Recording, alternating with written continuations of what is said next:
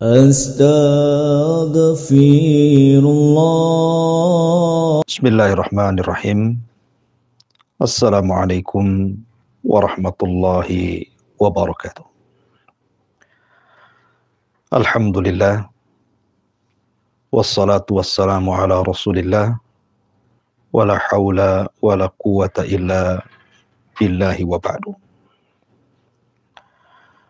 Alhamdulillah, segala puja dan pujanya milik Allah subhanahu wa ta'ala. Di pagi yang cukup cerah ini kita masih dipertemukan lewat udara sebagaimana kita dipertemukan di dunia walaupun lewat media. Semoga Allah subhanahu wa ta'ala pertemukan kita juga di surganya Allah subhanahu wa ta'ala kelak. Amin ya rabbal alamin. Salawat dan salam kita hadiahkan tentunya kepada Nabi kita, Nabi besar Muhammad sallallahu alaihi wa ala alihi wasallam. Ma'asyiral muslimin wal muslimat dimanapun Anda berada. Pembahasan di pagi hari ini kita akan membahas satu akhlak Nabi sallallahu alaihi wasallam yang berkaitan dengan bagaimana Nabi sallallahu alaihi wasallam memperlakukan anak-anak yatim. Ma'asyiral muslimin yang dimuliakan Allah azza wa jalla. Sebenarnya Nabi sallallahu alaihi wasallam sendiri adalah anak yatim. Ketika ayahandanya Abdullah meninggal dunia, maka Nabi sallallahu alaihi wasallam berada di dalam kandungan ibundanya Aminah. Sehingga ketika terlahir saja Nabi sallallahu alaihi wasallam tidak pernah melihat ayahandanya. Tergambarnya pun tidak, karena memang meninggal dan Rasul masih berada di perut ibundanya. Dan itulah seyatim-yatimnya anak yatim. Makanya Allah subhanahu wa ta'ala berfirman dalam Al-Quran, wa wajadaka yatiman fa'awa. Allah telah dapati dirimu wahai Muhammad dalam kondisi yatim, maka Allah lindungi kamu. Maka Nabi sallallahu alaihi wasallam adalah Abul Aitam. Dia adalah anak yatim yang terlahir kemudian dipelihara dari tangan ke tangan. Mulai daripada Halimah Sa'diyah, kemudian ke tangan pamannya Abu Talib, Abdul Muttalib, kakeknya, kemudian baru ke tangan pamannya Abu Talib, dan begitu seterusnya. Artinya Nabi sallallahu alaihi wasallam sangat mengalami bagaimana menjadi anak yatim. Wajar kalau seandainya Nabi sallallahu alaihi wasallam sangat menyayangi dan sangat memuliakan anak yatim. Ma'asyiral muslimin yang dimuliakan Allah subhanahu wa ta'ala. Kita tahu bahwa tradisi orang-orang jahiliyah, orang-orang jahiliyah di zaman itu, mereka tidak pernah menghargai anak yatim. Ketika salah seorang pembesar Quraisy, ada yang mengatakan Abu Jahal, ada yang mengatakan Umayyah, ada yang mengatakan yang lainnya, sedang menyembelih seekor unta. Tiba-tiba datang anak yatim, tidak menggunakan baju, mendekati dan hendak meminta sepotong dari daging unta yang mereka sembelih. Tapi kemudian anak yatim diusir. Diambilkan tongkat, kemudian didorong sampai jatuh, menangis, kemudian dia pun lari ketakutan. Dari sini Allah subhanahu wa ta'ala turunkan ayat, ara'aita alladhi yukadzibu biddin, fadhalika alladhi yadu'ul yatim. Tidakkah kau lihat mereka para pendusta agama itu? Siapa mereka? Salah satunya orang yang menghardik anak yatim. Dari sini menunjukkan bahwa orang-orang jahiliyah itu tidak punya rahmat dalam hatinya. Kalau seandainya Allah berikan sedikit saja, setitik rahmat di hati para pembesar Quraisy itu, tentu mereka akan mudah masuk Islam. Tapi karena kerasnya hati mereka, sebagaimana Allah subhanahu wa ta'ala berfirman, terkadang hati seseorang itu keras sekeras batu. Bahkan asyaddu qaswah, bahkan lebih keras daripada batu. Ini pula lah yang menghalangi para tokoh-tokoh Quraisy untuk masuk ke agama Nabi Shallallahu Alaihi Wasallam karena kekerasan hati mereka. Salah satunya tidak ada rahmat kepada anak-anak yatim. Ma'asyiral muslimin yang dimuliakan Allah Azza wa Jalla, di tengah-tengah orang-orang Quraisy yang tidak punya rahmat kepada anak yatim, lahir sebuah sosok teladan umat Islam, Sayyidul awwalin wal akhirin, manusia yang terbaik yang berjalan di permukaan bumi. Dialah Nabi Shallallahu Alaihi Wasallam. Merubah ada tradisi yang buruk di masyarakat jahiliyah, yang mereka suka menghadik anak yatim. Maka Nabi SAW datang membawa rahmat bagi anak-anak yatim. Ma'asyiral muslimin yang dimuliakan Allah Subhanahu wa taala. Ketika Nabi Shallallahu Alaihi Wasallam mengirim pasukan ke Mu'tah, kita tahu bahwa ada 3 pemimpin yang diamanahkan Nabi Shallallahu Alaihi Wasallam dalam perang Mu'tah itu. Pertama, bendera dipegang oleh Zaid ibn Harithah. Kalau seandainya gugur maka Ja'far ibn Abi Thalib. Kalau seandainya gugur maka dipegang oleh Abdullah ibn Rawaha. Allah takdirkan dalam perang Mu'tah ini perang sangat sengit yang tidak imbang secara jumlah dan kekuatan. Maka gugurlah 3 manusia yang tidak pernah terulang seorang ibu melahirkan mereka. Zaid ibn Harithah, Ja'far ibn Abi Thalib, dan Abdullah ibn Rawaha. Semua mati syahid di perang Mu'tah. Kabar kematian 3 sahabat mulia ini membuat sedih Nabi Shallallahu Alaihi Wasallam. Karena di antara mereka ada yang memiliki keluarga, dan di antara mereka ada yang memiliki anak yatim. Salah satunya adalah Ja'far ibn Abi Thalib radhiyallahu an. Ketika kabar meninggalnya Ja'far ibn Abi Thalib, sesaklah dada Nabi Shallallahu Alaihi Wasallam. Sedih, bagaimana tidak? Dia meninggalkan anak-anak kecil. Maka Nabi Shallallahu Alaihi Wasallam datang mengunjungi keluarga Ja'far. Dilihatnya keluarganya sedang menangis. Dan Nabi Shallallahu Alaihi Wasallam membiarkan selama 3 hari. Setelah itu Rasul mengatakan, setelah 3 hari jangan ada lagi yang menangis.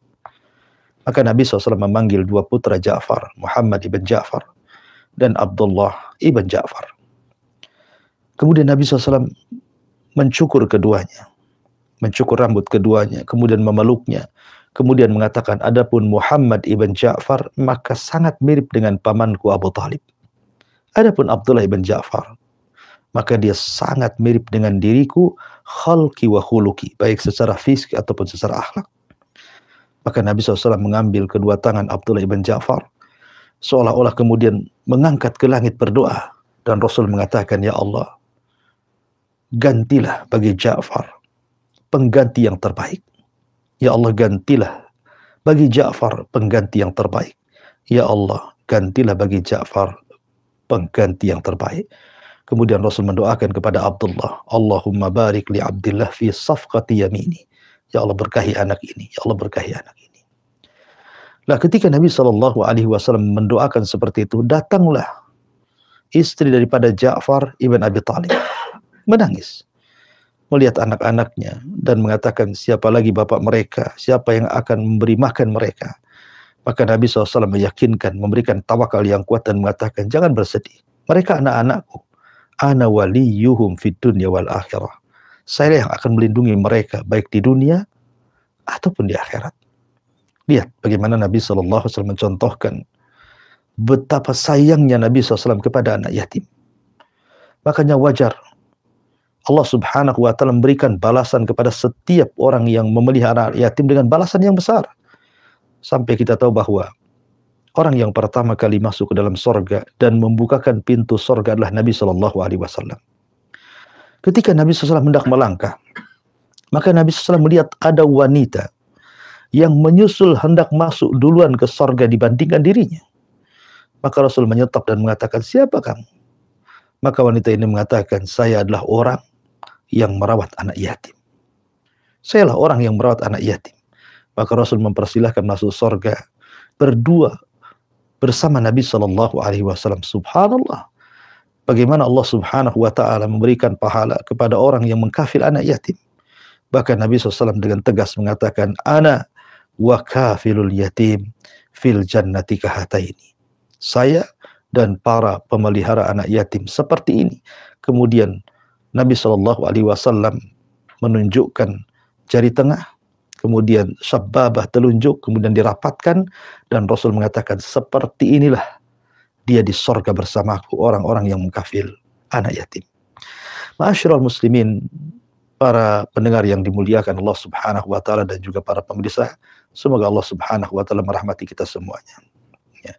Dari kisah-kisah ini, bagaimana Nabi Shallallahu alaihi wasallam mengajarkan kepada kita agar senantiasa memberikan perhatian penuh, agar senantiasa memberikan kemuliaan penuh kepada anak-anak yatim.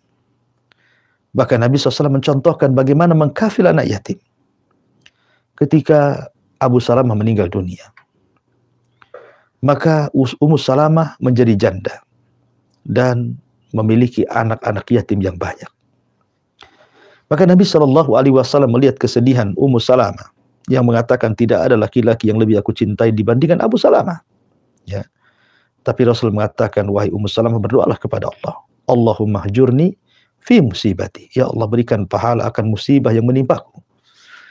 Kemudian wakhlufni khairan min ahli. Dan gantikanlah keluargaku dengan keluarga yang jauh lebih baik.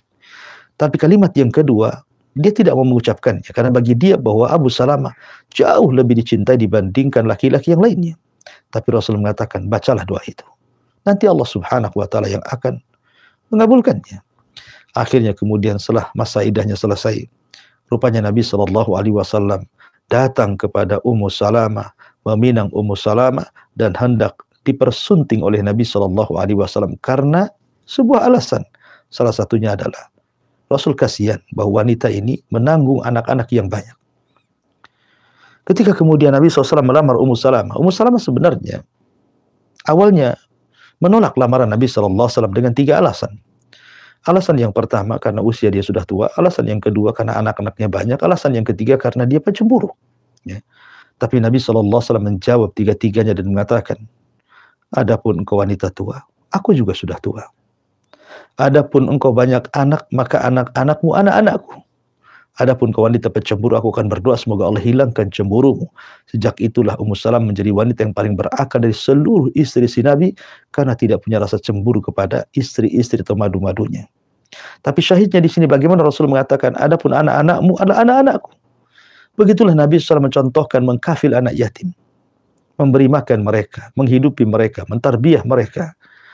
Dan ini gambaran indahnya Islam, bagaimana akhlak Rasul kepada anak yatim. Bahkan suatu ketika datang seorang laki-laki kepada Nabi SAW mengadukan akan kerasnya hati. Hatinya keras sekali.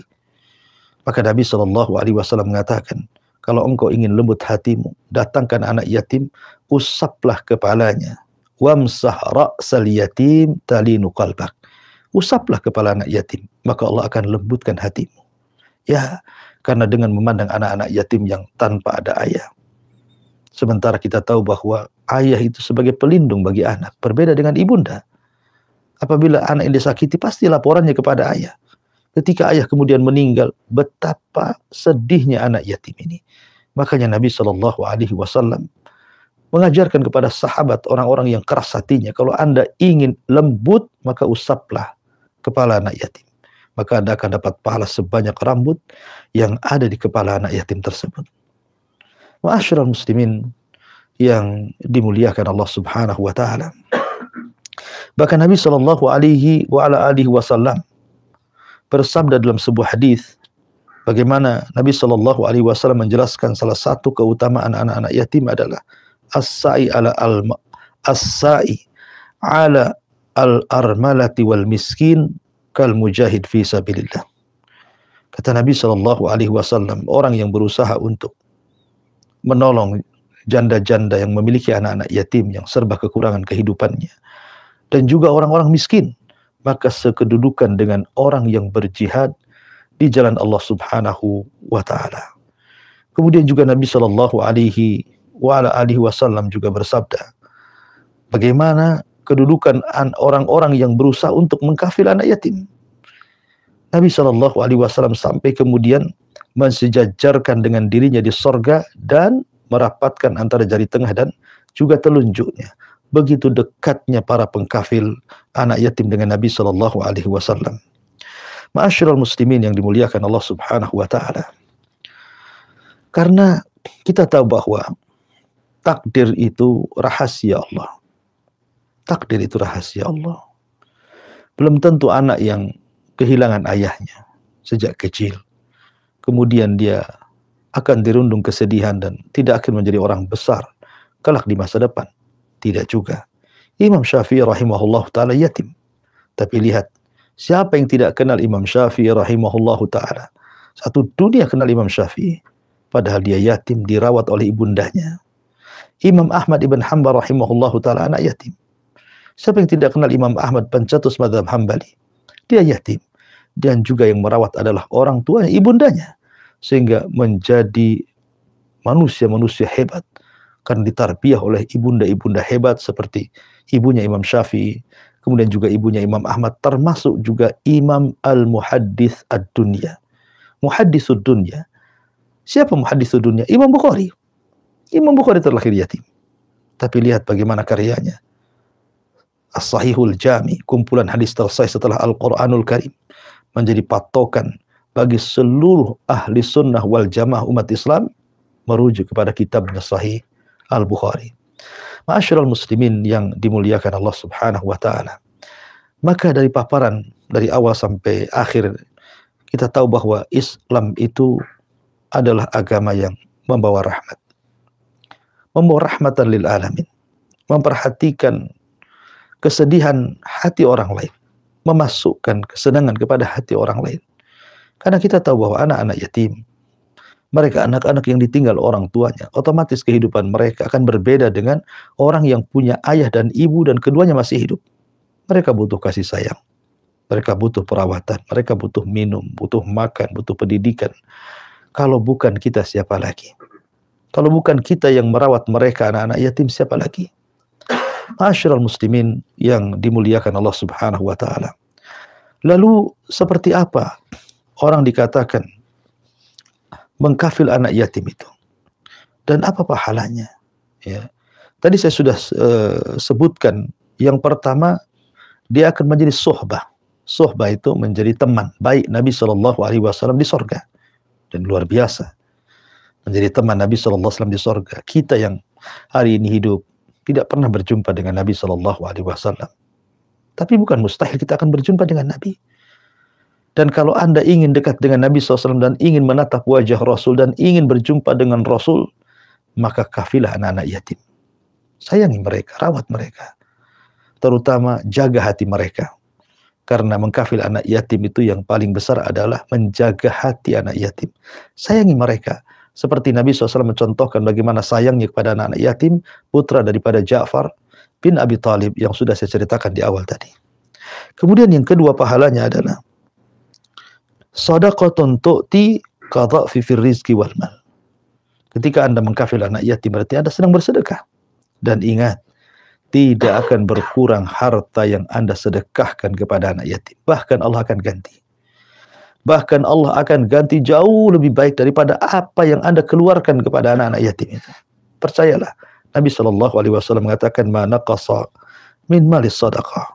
Tidak berkurang harta yang disedekahkan manusia. Termasuk juga diantaranya adalah tarqiq lil qalbi, berusaha melembutkan hati. Hati kita ini terkadang keras.